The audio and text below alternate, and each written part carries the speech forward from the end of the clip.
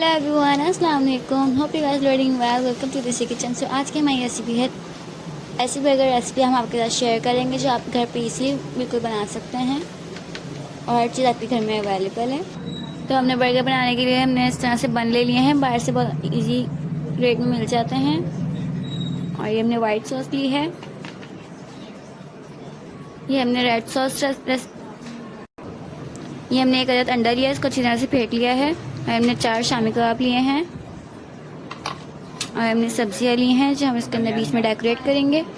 हमने इसको low flame पे अच्छी तरह से सेकना है, कड़क ना हो इतना सेकना है हमने इसको घी लगा के।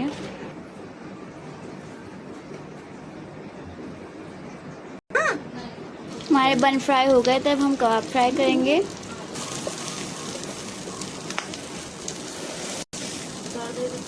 अब हम तलेंगे इसमें अंडा। देख सकते हैं बिल्कुल अंडा फ्राई हो चुका है। अब हम बन्स पे सारे सॉसेस लगाएंगे।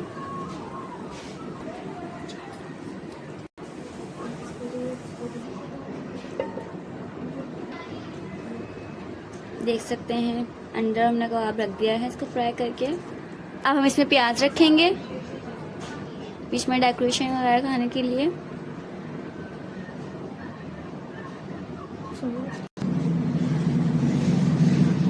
So this is final look.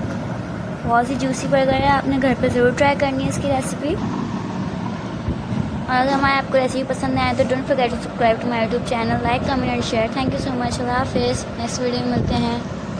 Bye bye.